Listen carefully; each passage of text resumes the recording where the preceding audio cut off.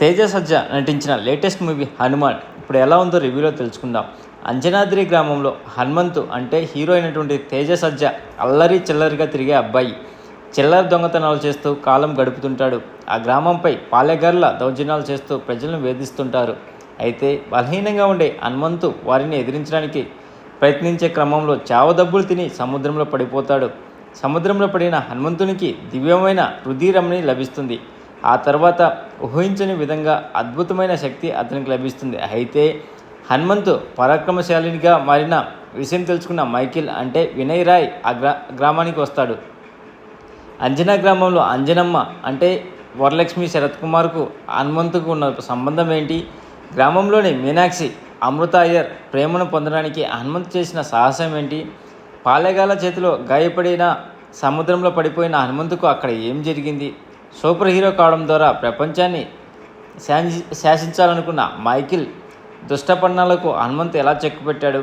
ఈ దుష్ట శక్తులను ఎదిరించే క్రమంలో ఆంజనేయ స్వామి అనుగ్రహం హనుమంతుకు ఎలా లభించింది అనే ప్రశ్నలకు సమాధానమే ఈ సినిమా కథ. మైకిల్ తన బాల్యంలో సూపర్ హీరోగా మారడానికి తన కుటుంబానికి చేసిన ఆ ద్రోహం అనే పాయింట్తో సినిమాను డిఫరెంట్ జోన్లోకి తీసుకెళ్లాడు డైరెక్టర్.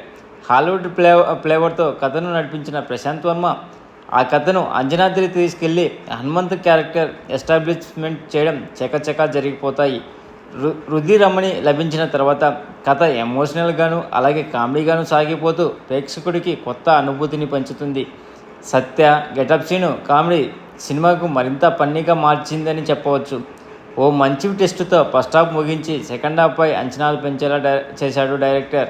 ఇంకా సెకండ్ హాఫ్లో కొంత కంటెంట్ను సాగదీసినట్లు అనిపించినా మైకిల్ క్యారెక్టర్ యాంగిల్ కథను నడిపించడంతో ఇంట్రెస్ట్గా జోన్లోకి వెళ్ళిందనే చెప్పాలి. చివరి 20 నిమిషాలు సన్నివేశాలు క్లైమాక్స్ ఎపిసోడ్ను నడిపిన విధానం ఎక్స్ట్రాడినరీగా ఉండటమే కాకుండా ప్రేక్షకులకు భక్తిభావంతో కూడిన ఎనర్జీ హై లెవెల్ను ఇంజెక్ట్ చేశాడు. అంతేకాకుండా ఈ సీక్వెల్కు లీడ్ ఇవ్వడం ద్వారా ప్రేక్షకులు ఎదురు చూసేలా చేశాడని చెప్పవచ్చు. నటీనటుల పర్ఫార్మెన్స్ విషయానికి వస్తే హనుమంతుగా తేజ సజ్జ అల్లరి చిల్లరి అబ్బాయిగా తనకే తెలియని శక్తి ఆవంచిన యువకుడిగా, ప్రేమికుడిగా, సోదరుడిగా, అలాగే ఊరి ప్రయోజనాలు కాపాడే పౌరుడిగా, ఆంజనేయ స్వామి భక్తుడిగా పలు కోణాల్లో ఉన్న పాత్రల్లో పరకాయ ప్రవేశం చేశాడని చెప్పడంలో ఎలాంటి సందేహం కూడా లేదు. అతడికి టైలర్ మేడ్ క్యారెక్టర్తో తానేంటో రుజువు చేసుకున్నారు. ఇక మీనాక్షిగా అమృత అయ్యర్, హనుమంత్ సోదరిగా అంజనమ్మగా వరలక్ష్మి శరత్ కుమార్, మైకేల్గా వినయ్ రాయ్ తన పర్ఫార్మెన్స్తో ఆకట్టుకున్నారు. ఇంకా గెటప్ సీను సత్య వెన్నెల కిషోర్ నవ్వులు పూయించారంటే అతిశయోక్తి కాదు. టెక్నికల్ విషయానికి వస్తే విపిఎక్స్, మ్యూజిక్, సినిమాటోగ్రఫీ హనుమాన్ సినిమాను మరో లెవెల్కు తీసుకువెళ్ళాయి.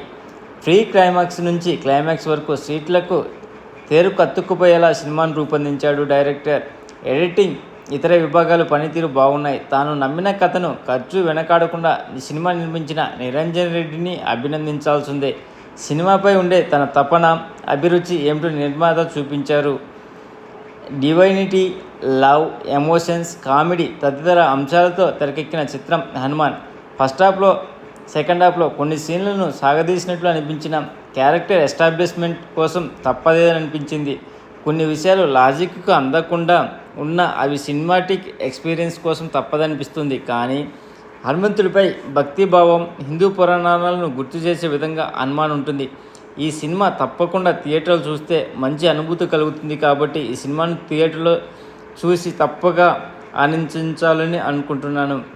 ఓవరాల్గా ఈ సినిమాకి రేటింగ్ ఇవ్వాలంటే అవుట్ ఆఫ్ 5 గాను 3.5 ఇవ్వచ్చు ఫ్రెండ్స్. ప్లీజ్ ఫ్రెండ్స్, లైక్ చేయకపోతే లైక్ చేయండి, కొత్తగా వచ్చిన సబ్స్క్రైబ్ చేయండి. Signing off Mahendra, thank you.